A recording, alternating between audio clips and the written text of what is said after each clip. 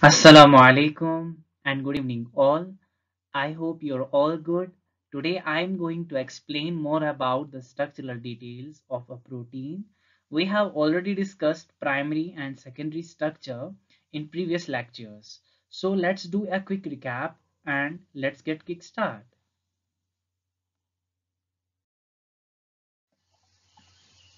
Here we'll be revising the topic of protein structure.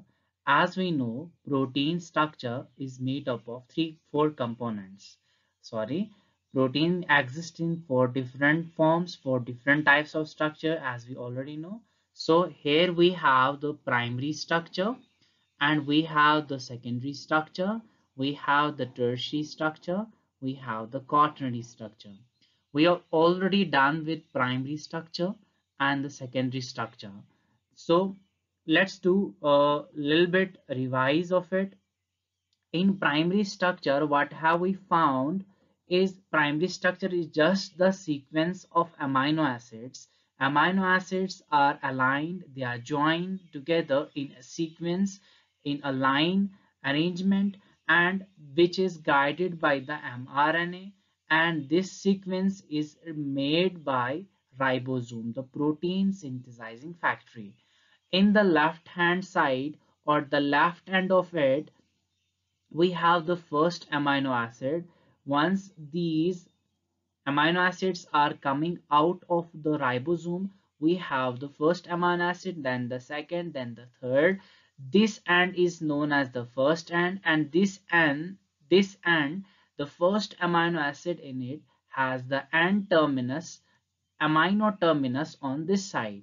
Okay, so this first amino acid is also known as N-terminal amino acid, while the right end, after the completion of whole protein structure, after the whole primary structure has been formed, we got a long strand of a protein, we got a long strand of polypeptide. We have two ends. This is the left end, which we call N end, and the last amino acid at this side, it has the free end, which is the carboxyl end, and we call this as C terminus or carboxy terminus. Now, what is a secondary structure? In secondary structure, as we have already known, protein is not just a linear as we have seen here. It's just not like this a linear structure, but amino acids, rather being in a linear structure, they join together, they just do the internal bonding because of hydrogen bonding, hydrophobic interaction, many other interactions are involved. So a protein assumes a secondary structure. The first one is the beta sheet type of structure, in which proteins are arranged in a sheet-like manner. And the second one is presence of a structure which we call helices or alpha helix. This regular repeating local structure give secondary structure to a protein. These are just the secondary structure. The first one example we can quote here is fibrous protein, like we have keratin in our nails, in our hair, hoofs, claws. Okay, actin, myosin protein, these are the proteins which are present in muscle cells, which are involved in contraction and relaxation. Collagen, the also a protein which is a fibrous protein, and it exists in secondary structure. Now here we are going to discuss the tertiary structure.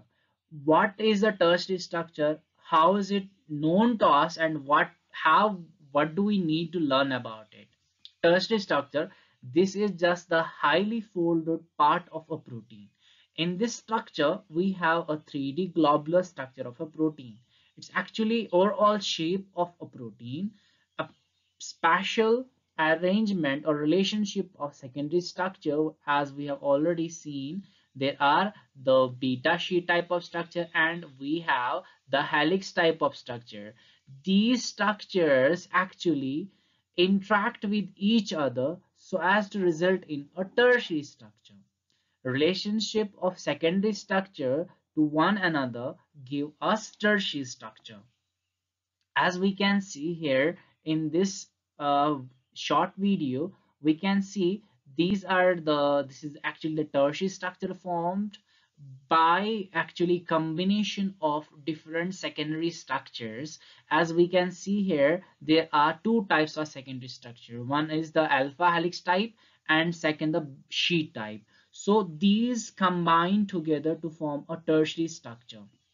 Actually, the interacting groups are the R groups of amino acids. Different amino acids have the R groups. These R groups are actually combining together. They are actually making different types of different sorts of bonds which help it to make a tertiary structure. Now, what type of bonding do we find in a tertiary structure? There are a lot of different types of bondings. We can find them in a tertiary structure.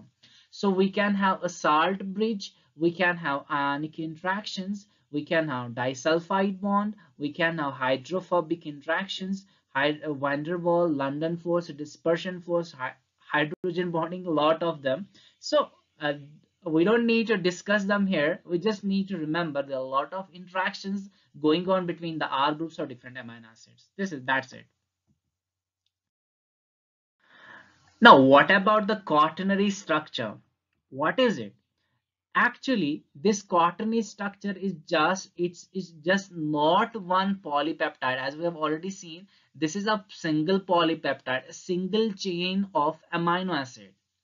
Actually, what is a quaternary structure? We have two or more than two polypeptide chains of these amino acids.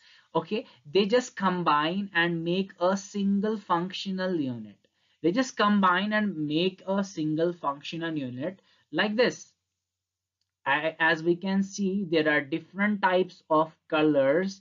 We can find different types of color which are just ribbons, which are just locating and just moving around. They depict different types of polypeptides which have been joined together by different types of interaction. Again, every protein which we know till now does not have the quaternary structure. It means every protein is not made up of more than one polypeptide chain. Okay, it's not necessary that a protein should be made up of more than one polypeptide chain. That means some proteins are just made up of just one polypeptide. Okay, the same type of bonding as we have already discussed in the tertiary structure, same type of bonding is present here also. Okay, same type of bonding is present here also, which we already know. Okay, where both interchain and intrachain, these are two important terms to understand. Interchain hydrogen bonding is between two chains, and see, this is the one polypeptide chain and this is another polypeptide chain. Once there is an interaction between two different types of chain, we call that interchain hydrogen, which we call them interchain bonding. And intrachain means this is just a single chain. This contains the N and C terminus, and this in the same chain of polypeptide we find these bondings. So this is the explanation, simple. And we can see the example are hemoglobin, antibodies, insulin. These are the proteins. These are different types of proteins which exist as a quaternary structure. Here we leave it. This is the end of our lecture of protein structure in nutshell, and will be. Thank you so much for joining me. I'll be uploading MCQ part regarding the protein structure, which are asked in different pre-medical exams. So please keep supporting. If you enjoy the video, please hit the like button, share this video with your friends, subscribe to my channel, press the bell icon for sure. Thank you. Thank you so much, guys.